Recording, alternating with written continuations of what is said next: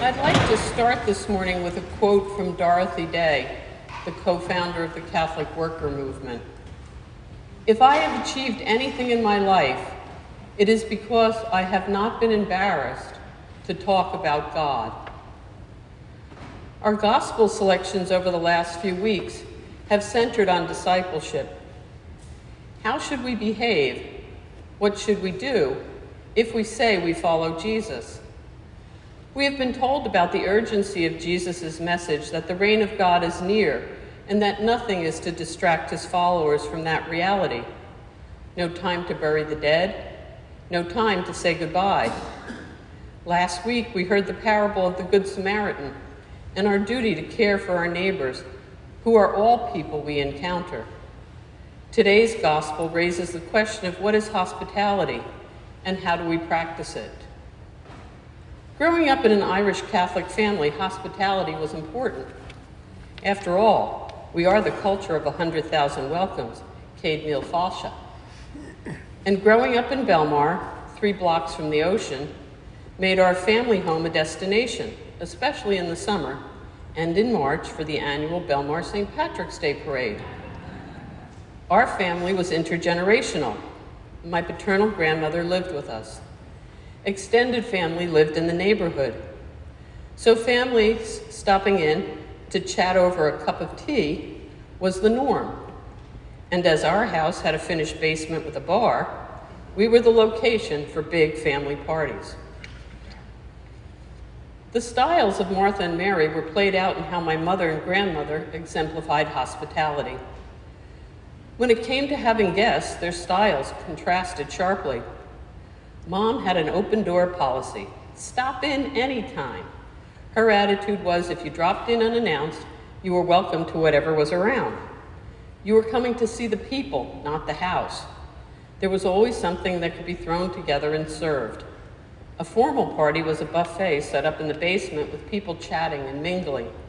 It was about people getting together and enjoying each other's company. And Mom wanted to be present and engaged with her guests. Grandma had a slightly different approach. If guests were expected, implying that advance notice was required, the house must be immaculate. A menu should be developed depending on the number of people and length of stay. Whatever could be prepared in advance should be done. As the hostess, you don't really join the guests until the main meal is served and only after all have been seated. Grandma could be a bit more formal. My father, having learned to successfully negotiate these very different styles, took responsibility for getting the beverages, adult and children's. He then stayed safely out of harm's way behind the bar.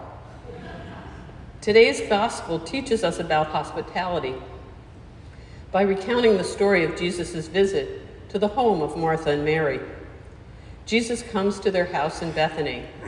Martha welcomes Jesus and begins to busy herself with tasks of serving their guest. She demonstrates discipleship in her service to others. Mary, departing from the expected role of a woman in her time and culture, assumes the position of a student, a role traditionally reserved for men, sitting at Jesus' feet and listening to his words. An overwhelmed and seemingly resentful Martha approaches Jesus, requesting that Mary assist her with the tasks of probably preparing a meal. Jesus' response may seem puzzling.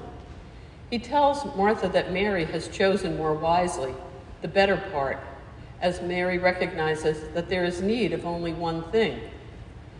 So should we be critical of Martha for doing rather than listening?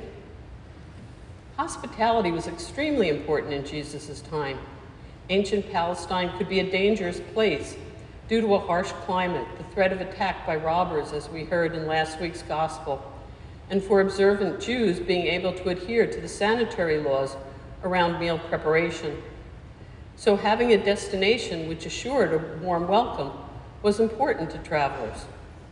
Earlier in this chapter of Luke, Jesus sent out 70 disciples and told them to expect and accept hospitality from the people they met on their journeys. So doesn't Martha seem like the sort of person Jesus would hope to host his disciples? Is there something inherently wrong with Martha attending to the tasks of hospitality? Martha appears to be the image of discipleship, service to others. Let's try not looking at Martha critically, but looking critically at the elements in Luke's account of this visit. It would seem that Mary violates cultural norms. She sits as a student at Jesus' feet. But this behavior is what Jesus' message is about: freeing people, freeing the captives from oppressive roles so that we are able to love God and our neighbor. The church must listen to people who are marginalized by sexism, racism, homophobia, and misogyny, and respond to try and change those structures. Radical acceptance of the stranger is what Jesus taught and what we are to practice. The Episcopal Church is often criticized for not being Bible-centered. Ironically, if we examine the structure of our Sunday worship, we have 3 readings from the Bible at each service.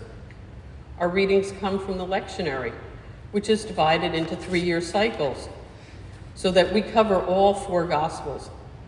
The readings are not random, but appointed.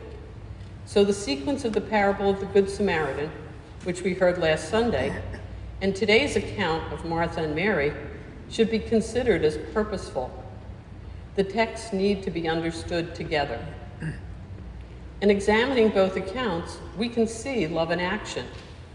The Samaritan embodies love of neighbor, while Mary embodies love of God.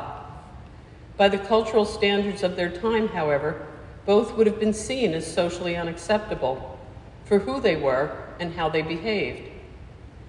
Yet both embody the qualities that Jesus espouses in his urgent message regarding the reign of God: to hear the word of God and to enact it. We need to go and do likewise. Hearing the word is a gift to treasure and not neglect. But how do we understand Martha then?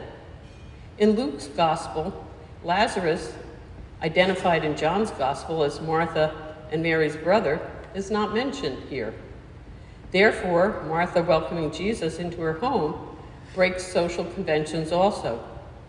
She presents as the owner and head of the household and welcomes Jesus as his host, an unusual role for a woman of her time. In offering hospitality to Jesus and being willing to host him, we could say that Martha misses the reciprocal nature of their interaction. She recognizes that she needs to provide for Jesus, and she does so, but she fails to recognize that Jesus is also providing for her through his teachings. She fails to understand that wherever Jesus goes and teaches, he is always the host. It is difficult to let go of that role of caretaker, provider, and doer. We have been socialized, especially as women, into that role from an early age. So it is difficult to move into the role of one who receives rather than gives. Letting go of a role that is demanding, but which we know and is therefore comfortable, can make us feel vulnerable, or perhaps like we're losing our role and our control. In this gospel, in which Jesus as host and provider is emphasized for us, we are asked to consider how things we have considered important in the past might actually be secondary to our relationship with Jesus. The Word of God, the better part, is given to us as a gift. As Episcopalians, we have heard the words of Thomas Cranmer, which remind us that we should hear, read, mark, learn, and inwardly digest the Scriptures. We can't separate word and service as we require both if we are to be disciples. So then, how do we structure our lives to live fully into the realm of God? Our challenge is in creating balance in service to others while attending to the Word, a challenge as old as Christianity itself. Amen.